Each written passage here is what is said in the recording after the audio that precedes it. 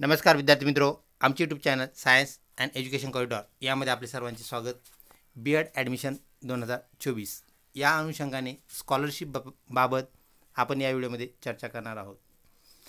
तत्पूर्वी आपण जर आमच्या चॅनलवरती नवीन असाल तर कृपया या चॅनलला सबस्क्राईब करा.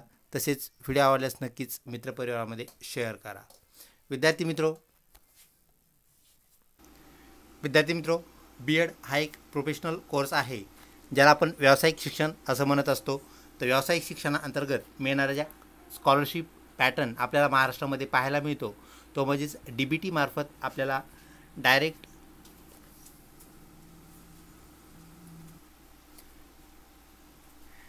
बेनिफिट टू स्टुडंट या प्रकारच्या प्रणालीद्वारे सिस्टीमद्वारे आपल्याला स्कॉलरशिप मिळालेली पाहायला येते.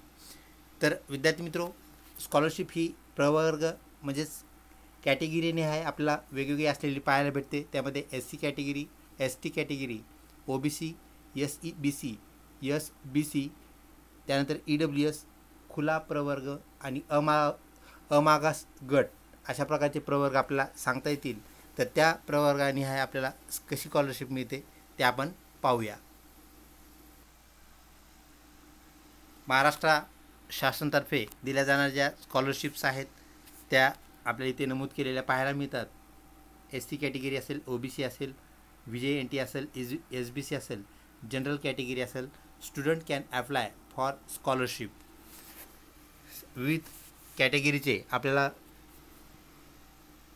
इथं शासकीय नियम पाहायला मिळतात, नियमावली आपल्याला पाहायला मिळते. त्यामध्ये मग इलिजिबिलिटी असेल, ज्याला आपण पात्रता असं म्हणतो, म्हणजे स्कॉलरशिप मिळवण्यासाठी तो विद्यार्थी पात्र आहे का, काही पात्रता आपल्याला इथे दिलेल्या पाहायला मिळतात.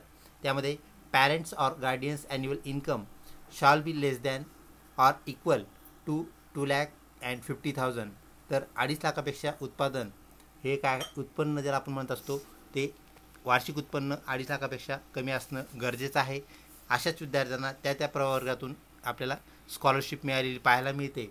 त्यानंतर इथे विविध आपल्याला सूचना वर्गनिहाय पाहायला मिळतात. त्यामध्ये बघ SC कॅटेगरी असेल, कास्ट असेल, त्यानंतर ST असेल, त्यात मग आपल्याला स्कॉलरशिप मिळते कुठली त्या संदर्भात इथं आपल्याला post matric tuition fee and examination fee that is freeship. तर अशा प्रकारच्या बाबी आपल्याला पाहायला मिळतात आणि त्याच्या आपल्याला इथे रिक्वायर्ड डॉक्युमेंट्स तसेच रिक्वायर्ड थिंग्स इथे पाहायला मिळतात. ST कॅटेगरी असेल त्यामध्ये विविध आपल्याला ज्या अटी घालून दिलेल्या आहेत शासनाने त्या अटीनुसारच आपल्याला स्कॉलरशिप मिळते, ही गोष्ट आपण लक्षात घ्या. त्यानंतर जनरल कॅटेगरीमध्ये आपल्याला स्कॉलरशिप मिळतात हेही आपल्याला माहीत असायला पाहिजे. तर त्यामध्ये राजर्षी छत्रपती शाहू महाराज शिक्षण शुल्क शिष्यवृत्ती स्कीम अशा नावाची आपल्याला स्कीम एक पाहायला मिळते. जे विद्यार्थी कुठल्याही प्रवर्गामध्ये नाहीत, म्हणजेच आरक्षित प्रवर्गात नाहीत, जे आपण खुला वर्ग असं म्हणतो, ओपन कॅटेगरी असं म्हणतो, तर ओपन कॅटेगरीलासुद्धा आपल्याला शिष्यवृत्ती मिळालेली पाहायला मिळते. आपल्याला शिष्यवृत्तीसाठी ॲप्लाय करावं लागते, ही गोष्ट आपण लक्षात घ्या. तसेच OBC अंतर्गत येणाऱ्या ज्या विविध प्रवर्ग आहेत विद्यार्थी मित्रो, त्यामध्ये VJNT असेल, NTA, B, C, D असेल, त्याप्रमाणे आपल्याला स्कॉलरशिप मिळालेल्या पाहायला मिळतात आणि त्यासाठी आपल्याला ॲप्लाय करावं लागतं. हे कॉलेज मार्फत होणारं काम आहे, ही गोष्ट आपण लक्षात घ्या. कॉलेज ते आपल्याकडून करून घेत असतं आणि त्याप्रमाणे आपल्याला स्कॉलरशिप काय होत असते, देय होत असते, मिळत असते. तर अशा प्रकारे आपल्याला स्कॉलरशिप ह्या शासनामार्फत डायरेक्ट बेनिफिशरीच्या खात्यामध्ये म्हणजेच ऑनलाईन पद्धतीने आपल्याला स्कॉलरशिप आलेल्या पाहायला मिळतात.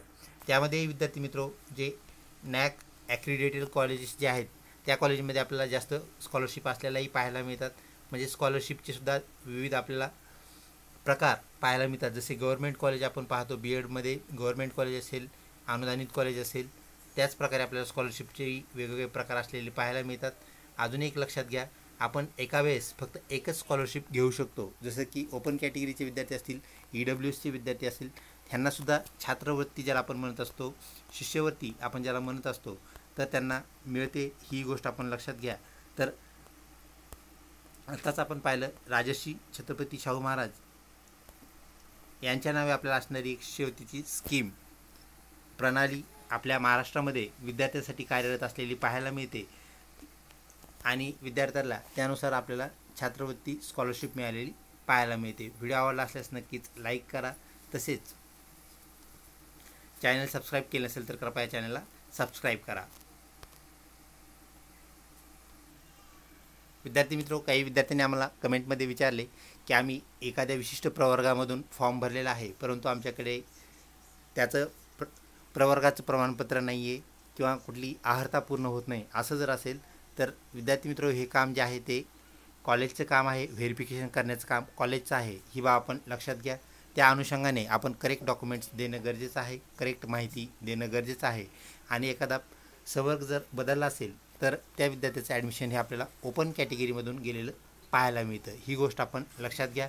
त्याप्रमाणे आपल्याला कार्यवाही करायची असेल, त्या संवर्गासाठी लागणारे जे स्कॉलरशिप संदर्भातले कागदपत्र आहेत, त्यामध्ये मग कास्ट सर्टिफिकेट असेल, कास्ट व्हॅलिडिटी असेल, काही संवर्गासाठी आपल्याला नॉन क्रिमिलेअर हे प्रमाणपत्र लागतं, हे आपल्याला माहीत आहे. तर ज्या वर्गाला जे प्रमाणपत्र लागतात, सहाय्यक प्रमाणपत्र लागतात, त्या अनुषंगाने आपण ते कलेक्ट करणं, जमा करणं गरजेचं आहे. ही बाब आपण लक्षात घ्या.